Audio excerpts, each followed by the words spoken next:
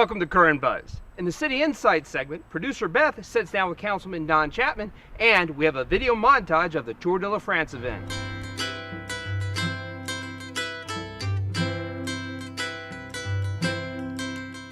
Hello, I'm Beth Batson, and welcome to City Insights. Over the next few weeks and months, we'll be sitting down with each of our 9 City Council members to find out what's happening in the Electric City. Our guest today, Councilman Don Chapman. Welcome, Councilman. Thank you for having me. You represent Seat 2 Yes. on the Anderson City Council. Describe the geographic boundaries of your area. Okay, it basically includes all the area between Greenville Street and Calhoun Street behind Anderson University. And it starts, if you go down Calhoun Street, it would start on both sides of the road, starting at Allen Woods and Heritage Hills, all the way out to Rockwell Plantation. And then on 81, it would go all the way out to Cardinal Park and the ANMED Health Campus. And also includes going up Bellevue, both sides of Bellevue, until you get to Lindale, all the way over to about where Huntington Hills subdivision begins. Not including Huntington Hills, but before it begins there. Wow, it's a pretty big area geographically. It is, it's kind of spread out. Yes, it is. And you are in your 4th year of your first term on Yes. City Council. What have you learned from public service? Well, I think probably the biggest thing that I've learned is that it's a lot different being on the inside versus being on the outside looking in. And that has to do with the fact that I think because we work so much in committee and getting additional information on building that information so that we have a clear understanding of what our vision is and what our direction is as a council, that we can move in the right direction. But it is a lot different being on the inside because of all that information that that you see. And one of the things that council works together on is setting priorities. And our council has 3 distinct priorities: neighborhoods, downtown, and recreation. Let's talk a little bit about each one of those. Maybe you could give us an update on where we are on the neighborhoods initiative. Okay. Well, certainly the neighborhoods is a key factor in our three areas that we're focusing on. Partially because the neighborhoods are kind of the heartbeat or the heart of the fabric of the community, and we want to do everything we can to support our neighborhoods. And that has included having the Nehemiah Corporation as well as Homes for Hope, United Way, several other nonprofits that are involved in developing houses that we've got about 9 or 10 that have just come online, with as many as 100 coming over the next 10 years. So along with that, and also getting our community groups involved in our neighborhoods, everything from Neighborhood Watch to just the community groups themselves. Wow, so there's a lot of progress on that front. Yes, I think we've done still have a long way to go, but still we've done some good work. You, in your professional life, have a particular affinity for preserving historic structures and renovating old buildings like some of the ones we have in downtown. This gives you a unique perspective on some of the things that City Council has done to improve our infrastructure downtown. Speak to that for a moment. Sure. I think that began when I went to college. I went to college in Savannah, Georgia, which is one of the largest historic districts in the nation. The school I was involved, SCAD, that I was involved with, was a big proponent of revitalizing their downtown. So when I came back to Anderson after growing up here, I came back after college.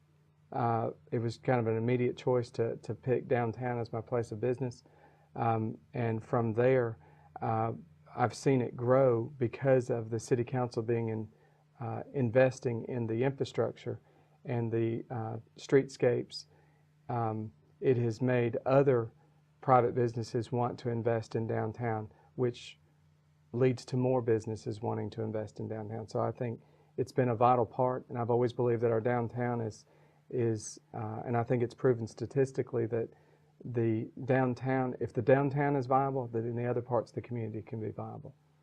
Yes, and we thank you for your personal commitment to making things better in our downtown. Thank you. Recreation, we are about to enter the second phase of our recreation master plan. Can you give us some of the highlights of that plan? Sure. I guess the nearest part of our recreation master plan is we're going to be adding 2 additional ball fields along with 250 parking spaces, which will give us as much as 4 ball fields, which will allow for the opportunity to bring in some tournament play, as well as give additional ball fields for the youth softball and baseball that has grown, I think, to its largest size in a long time. So that's going to give us opportunity there.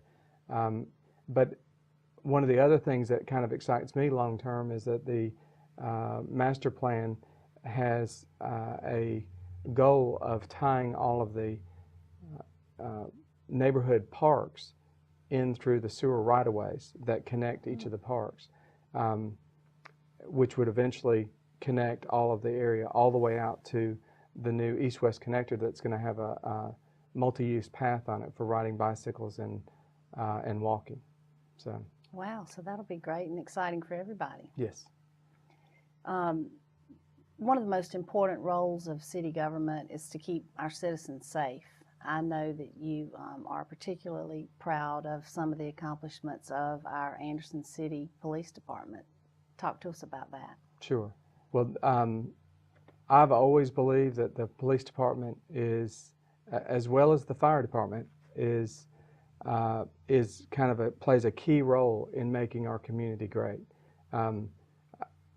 As with that, I've always believed that if you can have a great downtown, you can have great parks, you can have viable businesses, but public safety is paramount to all of that, and I think everybody deserves and wants to be safe, and I think we need to do whatever we need to do as council to make sure that we support them in their manpower, their resources, in making sure they have the equipment necessary to do their job well. Yes, we certainly do. So as we begin to wrap up, what are some of the things that you're most proud of that you've seen happen at the city over the last few years? There's probably 3. 2 of them most recently. The City Police Department just received a accreditation for the department, and it's one of, I believe, 45 in South Carolina. There's less, I think there's somewhere between 15 and 20% nationwide that are accredited. So my hat's off to our police department in making everything come together so that we could get that accreditation, and I commend them for their efforts on that. The second thing would be our fire department has just received a Class 2 certification, which allows, and again, it's a variety of things that had to come together through our resources through that will allow our insurance rates for our residents as well as our businesses to decline. So we're excited about that. Lastly is probably, I've realized this over the last 3 years, is that I'm proud of how our council works well together. I've been very pleased with, although we don't always agree on everything, we don't always have unanimous votes, we can agree to disagree, but I think we all feel like we're moving in a positive and good direction, and there's a variety of backgrounds on our council, but it gives each of us a different perspective on how to view certain issues before us, and so I'm very proud, and a lot of that has to do with our strong committee work, but that's pretty much it. Good. Well, is there anything else you'd like to share with us today? Well, I just want to thank you for having me, And certainly if there's anything I can do, for anyone out there that's in my district or not in my district, I'd be happy to help you in any way I can. All you got to do is contact me. I can be reached at my office, my home. I have a city council email address, and I'll do my very best to try and help you. Thank you very much. Good. Thank you, Councilman. And thank you for joining us on City Insights. Please feel free to contact us at currentbuzz@cityofandersonsc.com, and have a great day in the Electric City.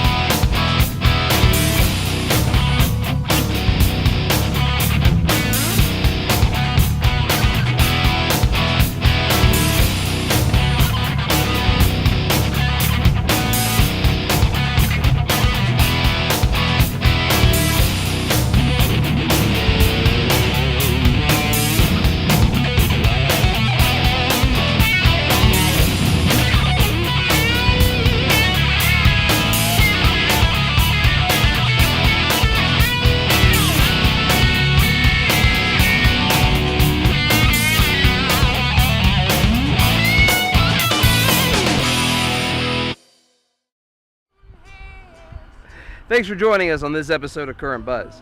Please send your comments and suggestions to currentbuzz@cityofandersonsc.com, and we'll catch you again next time.